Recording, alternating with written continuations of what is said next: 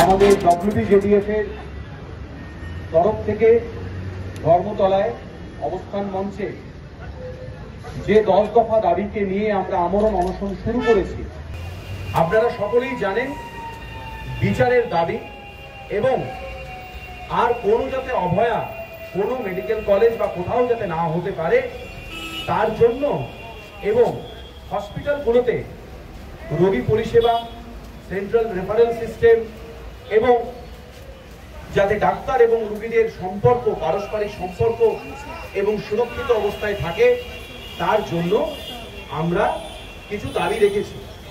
সেই দাবিকে সামনে রেখে আমাদের WBJDF এর ভাই ও বোনেরা তারা আমরণ অনশনে বসেছেন।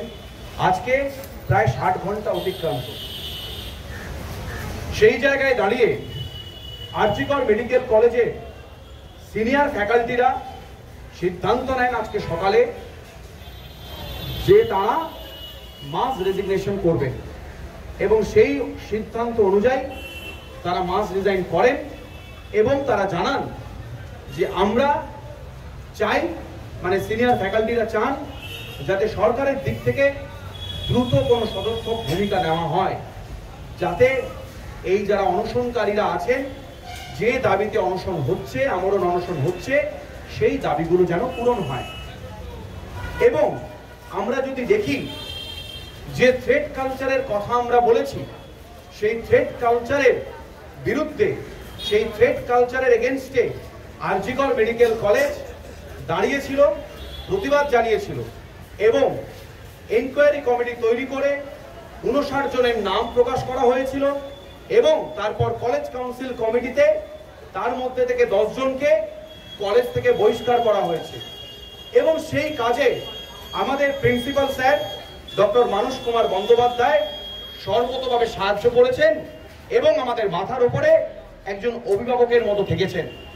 আমরা দেখেছি আরজিকর মেডিকেল কলেজে 9 আগস্টের পর থেকে যে যে ঘটনাগুলো ঘটে গিয়েছিল এবং 14ই আগস্ট রাত্রিবেলা যে বর্বরতার শিকার হয়েছিল আরজিকর মেডিকেল কলেজ, তারপরেও যে তৎকালীন যিনি প্রিন্সিপাল ছিলেন, বদলি হয়ে এসেছিলেন, তিনি কিন্তু কোনো ভূমিকা নেননি।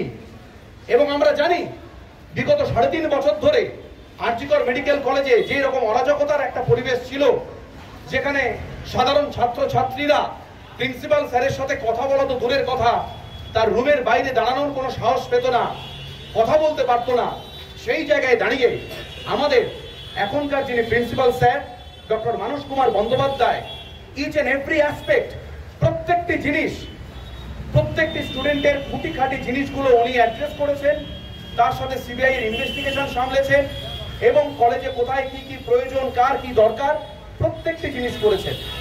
আজকে দাঁড়িয়ে যখন আরজিকর মেডিকেল কলেজের সিনিয়র ফ্যাকাল্টিরা মাস রিজাইন করলেন, ঠিক সেই মুহূর্তে আমাদের প্রিন্সিপাল স্যারকে নবান্নতে ডেকে পাঠানো হয়েছে। জানি না আমরা কি কারণে ডেকে পাঠানো হয়েছে, তবে আমরা আশা করব যে 10 দফা দাবি নিয়ে WBJDF এর ভাইয়েরা এবং বোনেরা অনশন করছেন, আমরণ অনশন করছেন, মাথায় রাখবেন এটা কিন্তু কোনো রিলে অনশন বা প্রতীকী অনশন নয়। ওইখানে যে 7 জন বসে আছেন তারা কিন্তু আমরণ অনশন করছেন। সেই আমরণ অনশনের প্রতিবাদ, আমরণ অনশনকে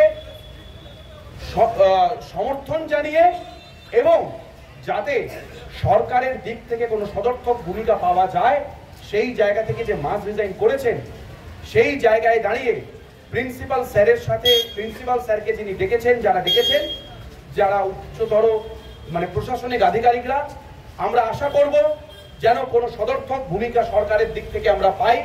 যে দাবিগুলো আমরা করেছি সেই দাবিগুলো যেন মেনে নেওয়া হয়, যে ন্যায্য দাবিগুলো আমরা করেছি।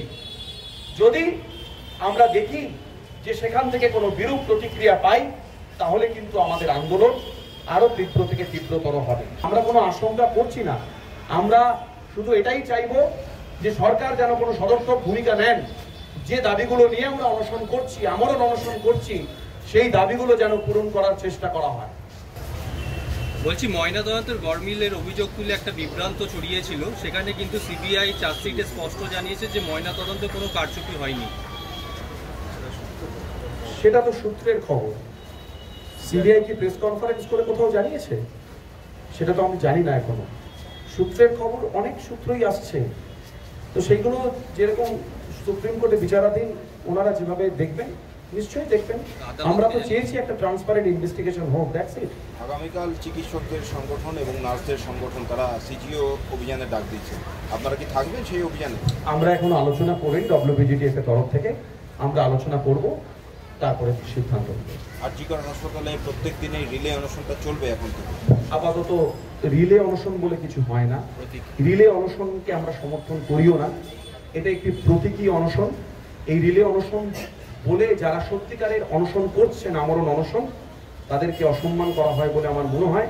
তাই আমরা প্রতীকী অনশনের একটা কথা বলেছি, এবং যে জায়গাটায় দাঁড়িয়ে আমরা আমরণ অনশন করছি, আমরা যে 10 দফা দাবি, যে দাবিকে সামনে রেখে অনশন করছি, আমরা চাইব সরকারের পক্ষ থেকে যত দ্রুত সম্ভব এই দাবিগুলো মেনে নেওয়া হয়।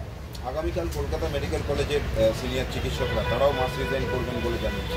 একদম, আমি তো বলছি আরজিকর মেডিকেল কলেজের সিনিয়র ফ্যাকাল্টিরা আজকে যে সিদ্ধান্ত নিলেন, আরজিকর মেডিকেল কলেজের সিনিয়র ফ্যাকাল্টিরা যেভাবে প্রথম দিন থেকে আমাদের 9 তারিখ থেকে, আমি বলছি 9 তারিখ থেকে, যে কলেজে কারুর কোনো ডেমোক্রেটিক কোনো অধিকার ছিল না, ডেমোক্রেটিক লাইসেন্স ছিল না এই কলেজে কোনো ছাত্র শিক্ষকের, সেই জায়গায় দাঁড়িয়ে প্রত্যেকটি সময় ইচ অ্যান্ড এভরি টাইম ওনারা যেভাবে আমাদের পাশে দাঁড়িয়েছেন, সাথে দাঁড়িয়েছেন, সেই জায়গাটাকে দাঁড়িয়ে আজকে আবার সেই জায়গা থেকে দাঁড়িয়ে ওনারা মাস রেজিগনেশনের কথা বললেন।